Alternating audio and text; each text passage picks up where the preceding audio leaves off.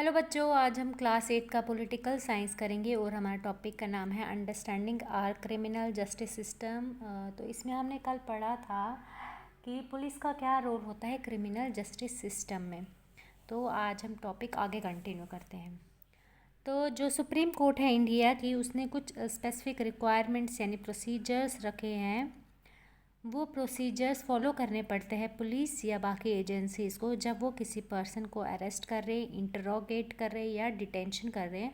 तो उनको वो कुछ प्रोसीजर्स फॉलो करने पड़ते हैं और इन प्रोसीजर्स को हम क्या बोलते हैं, DK बासु गाइडलाइंस भी कहते हैं। और उनमें से कुछ जो गाइडलाइंस है वो अभी हम पढ़ते हैं। पहला गाइडलाइन ये है कि जो पुलिस ऑफिशियल्स जब अरेस्ट करते हैं या इंटरोगेट करते हैं तो उनके पास आइडेंटिफिकेशन होना चाहिए, यानी ID कार्ड होना चाहिए जो क्लियर होना चाहिए, एक्यूरेट होना चाहिए और विजिबल होना चाहिए। और उनका नेम टैग भी होना चाहिए साथ में, जिस पे उनका डेजिग्नेशन भी लिखा हुआ होना चाहिए। दूसरा है, अरेस्ट के टाइम पे एक मेमो तैयार किया जाता है, यानी एक डॉक्यूमेंट तैयार किया जाता है। उस डॉक्यूमेंट यानी मेमो में क्या लिखा होता है, किस डेट पे और किस टाइम पे अरेस्ट किया जा रहा है वो लिखा हुआ होता है। और उस मेमो को क्या किया जाता है, एक विटनेस जो होता है वो उसको अटेस्ट करते हैं, यानी सिग्नेचर वगैरह करता है। और वो विटनेस कौन हो सकता है, पर्सन जो अरेस्ट हुआ है उसका फैमिली मेम्बर हो सकता है।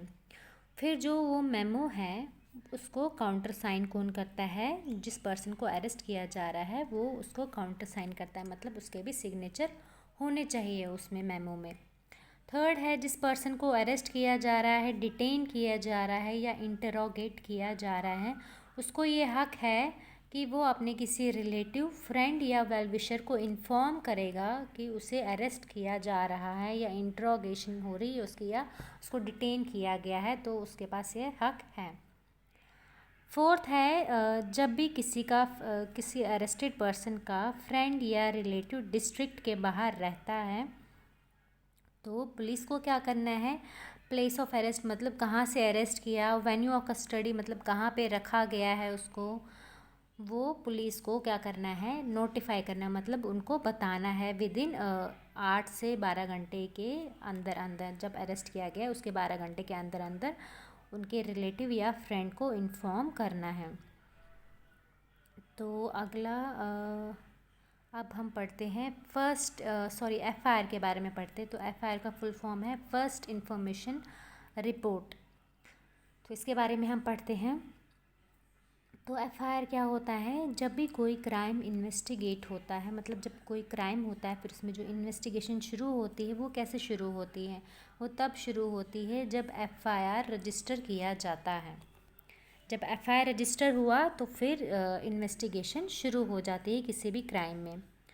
तो जो लॉ है हमारा वो बताता है कि ये कंपलसरी है किसी भी ऑफिसर के लिए जो पुलिस स्टेशन का इंचार्ज है, तो ये उसके लिए कंपलसरी है कि वो FIR रजिस्टर करे जब भी कोई पर्सन इंफॉर्मेशन देने आता है। मतलब अगर किसी पर्सन को पता है कि क्राइम हुआ है, कॉग्निजेबल ऑफेंस हुआ है, मतलब बहुत ही खतरनाक क्राइम हुआ है, तो वो पुलिस स्टेशन में आता है, बताता है उनको कि ऐसा क्राइम हुआ है।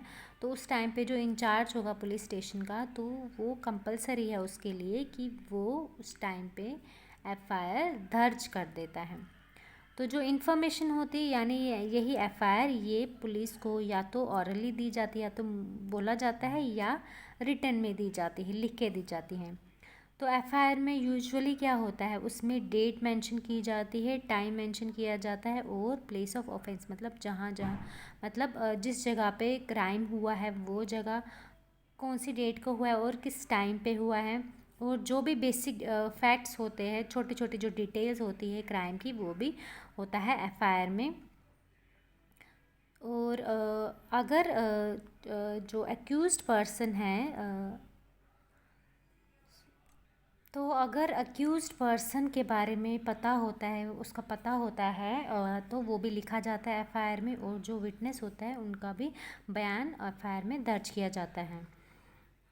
तो एफआईआर में जो कंप्लेनेंट होता है, मतलब जो शिकायत दर्ज करता है, उसका भी एड्रेस लिखा जाता है और उसका नाम भी लिखा जाता है। तो पुलिस के पास एक प्रिस्क्राइब्ड फॉर्म होता है इस एफआईआर के लिए, जिसमें वो एफआईआर रजिस्टर करते हैं और इसको साइन कौन करता है? कंप्लेनेंट, जो शिकायत करता है वो इस एफआईआर को साइन करता है।